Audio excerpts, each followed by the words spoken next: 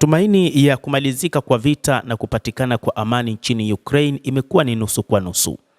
Licha ya kumalizika kwa mkutano wa pande tatu baina ya Ukraine, Marekani na Ulaya mjini Berlin juu ya uwezekano wa mkataba wa kumaliza vita vya miaka 4 vya Urusi, bado hakuna uhakika wa kupatikana kwa amani. Siku ya Jumanne ya Disemba 16, Urusi iliukataa wito wa kansela Friedrich Merz wa Ujerumani uliomtaka Rais Vladimir Putin kusitisha mapigano katika msimu wa Christmas, wakati huu juhudi za kidiplomasia zikiendelea kuvikomesha kabisa vita hivyo.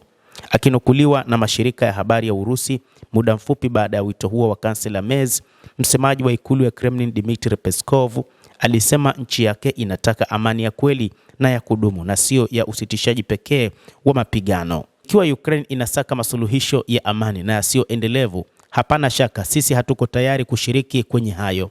Tunataka amani, hatutaki makubaliano yatakayoipa Ukraine ahueni ya muda wa kujiandaa kuendeleza vita. Tunataka kukomesha vita hivi, kufikia malengo yetu, kulinda maslahi yetu na kuhakikisha amani ya Ulaya kwa siku zijazo, alisema Dmitry Peskov, msemaji wa ikulu ya Rais Putin.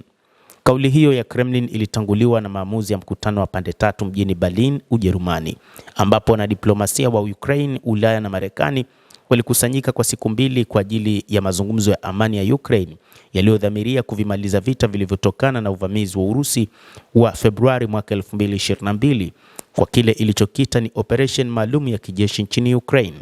Kwenye tamko lao la pamoja la jioni ya Jumatatu ya Disemba 15, viongozi wa Ulaya walitoa wito wa kuundwa kwa kikosi cha kimataifa ili kuhakikisha usitishaji mapigano nchini Ukraine.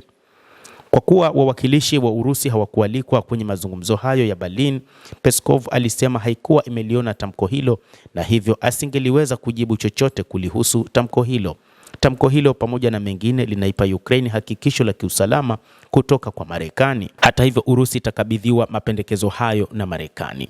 Rais Volodymyr Zelensky wa Ukraine alisema kuwa mapendekezo hayo yanayosimamiwa na maafisa wa Marekani kwa ajili ya kupatikana mkataba wa kukomesha vita vya miaka 4 vya Urusi yangeliweza kukamilishwa ndani ya siku chache zijazo na kisha wajumbe wa Washington kuyafikisha Kremlin kabla ya mkutano mwingine unaowezekana kufanyika mwishoni mwa wiki ijayo nchini Marekani. Zelensky aliwaambia waandishi wa habari kwamba hata kama rasimu ya mpango huo wa amani iliyojadiliwa mjini Berlin siku ya Jumatatu si kamilifu, lakini inatekelezeka. Hata hivyo, alisema baadhi ya masuala muhimu kama vile kitakachojiri kwa eneo la Ukraine linalokaliwa kimabavu na vikosi vya Urusi yalikuwa bado hajapatiwa ufumbuzi. Kwenye mkutano huo wa Berlin, Marekani iliipa Ukraine ahadi ya uhakikisho wa usalama kama lile walilonalo wanachama wa muungano wa kijeshi wa NATO, licha ya kwamba Ukraine si mwanachama wa muungano huo. Hata hivyo, ahadi inakwenda na sharti la Ukraine kukubali kuachia madai yake kwa maeneo ambayo tayari yametwaliwa na Urusi, hasa mikoa ya Donetsk na Luhansk, suala tete kabisa kwa siasa za ndani na za kikanda kwa Ukraine na Ulaya nzima. Ulaya imeanzisha kamisheni ya kimataifa kufidia madhara ya vita.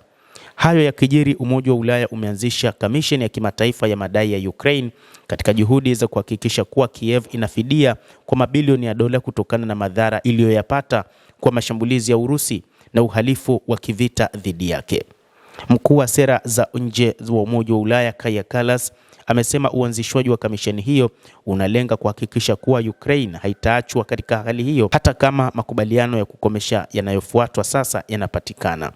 Pamoja na kupatikana haki kutokana na uvunjwaji mkubwa wa sheria za kimataifa, fidia ni muhimu sana kwa ajili ya uwajibikaji. Na ikiwa kweli tunaamini kwenye amani ya haki na ya uhakika nchini Ukraine na usalama barani Ulaya, lazima tuendelee kupigania uwajibikaji, alisema Kaja Kallas.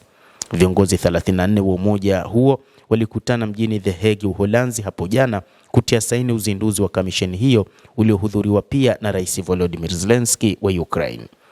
Endelea kutufuatilia mtazamaji, na nikusihi usisahau kulike, usisahau kucomment, kadhalika na kusubscribe channel yetu hii. Utapata habari hizi kwa mapana kupitia The World News. Mimi naitwa Adam Hussein, endelea kuwa nasi wakati wote, endelea kutufuatilia uweze kujua mengi yanayojiri duniani.